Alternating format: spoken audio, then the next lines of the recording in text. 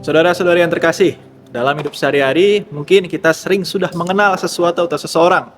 Padahal yang kita miliki baru sebatas impresi. Kita tahu nama seseorang, tahu pekerjaannya, bahkan mungkin tahu akun media sosialnya. Tetapi apakah itu berarti kita betul-betul mengenalnya? Nah, disinilah letak persoalannya. Mungkin kita sering dibingungkan antara tahu dan mengenal. Bacaan esok hari mengajak kita memeriksa apa artinya mengenal Kristus. Dan bagaimana dari pengenalan itu kita bisa tinggal di dalam Kristus. Dalam Injil esok hari, para imam dan orang Lewi bertanya kepada Yohanes Pembaptis, "Siapa engkau?" Lucunya jawaban Yohanes justru berupa daftar panjang tentang apa yang bukan dirinya. Aku bukan Mesias, bukan Elia, bukan Nabi. Mereka mungkin bingung, tetapi Yohanes tidak. Ia tenang karena ia mengenal siapa yang lebih penting daripada dirinya, yaitu Kristus yang sedang datang. Mengenal Kristus membuat Yohanes tidak sibuk mencari panggung. Ia tidak perlu menjadi bintang utama. Ia hanya ingin menunjukkan dia yang jauh lebih besar. Nah, sikap ini sangat dekat dengan kehidupan kita. Ketika kita sungguh mengenal Kristus, kita perlahan belajar melepas kebutuhan untuk selalu di pusat perhatian, untuk selalu benar atau selalu menang. Kita belajar menjadi jernih tentang siapa kita, tentang siapa Tuhan yang kita layani. Maka Yohanes menunjukkan bahwa relasi Kristus menempatkan identitas manusia pada poros yang benar.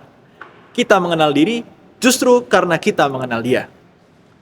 Dalam surat pertamanya, Rasul Yohanes memperingatkan jemaat tentang mereka yang menolak Kristus dan mencoba memisahkan kehidupan iman dari pengenalan akan Putra Allah. Bagi Yohanes, mengenal Kristus bukan sekedar mengetahui ajaran, melainkan membiarkan sabda yang kita dengar sejak awal tinggal dan berdiam dalam diri kita. Ketika kita membiarkan sabda itu tinggal, kita belajar membedakan kebenaran dari kebohongan, cahaya dari gelap, dan janji kehidupan kekal dari suara-suara yang menyesatkan. Dengan kata lain, mengenal Kristus adalah proses transformasi, bukan sekedar akumulasi informasi. Ia mengubah cara kita melihat dunia, cara kita menilai hati kita, bahkan cara kita mencintai.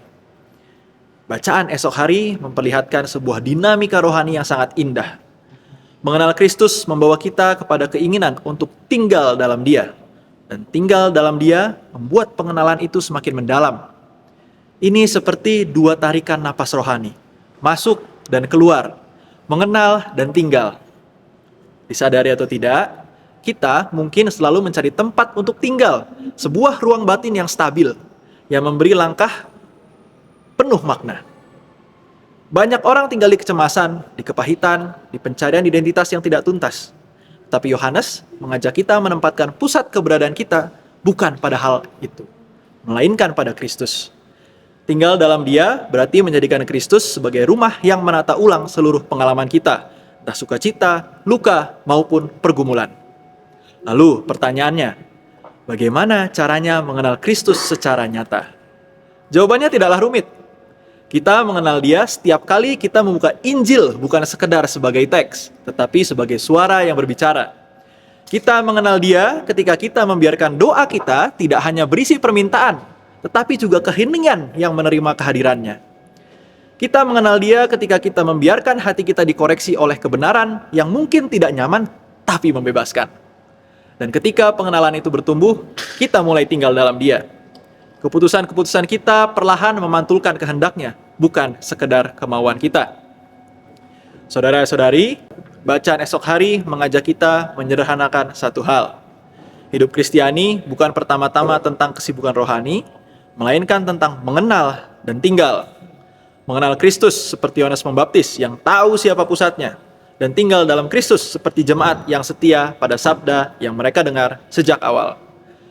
Semoga di awal tahun ini kita kembali memperbarui satu kata sederhana namun kuat, yaitu mengenal. Mengenal Kristus dan dari situ perlahan belajar tinggal dalam Dia. Tuhan memberkati.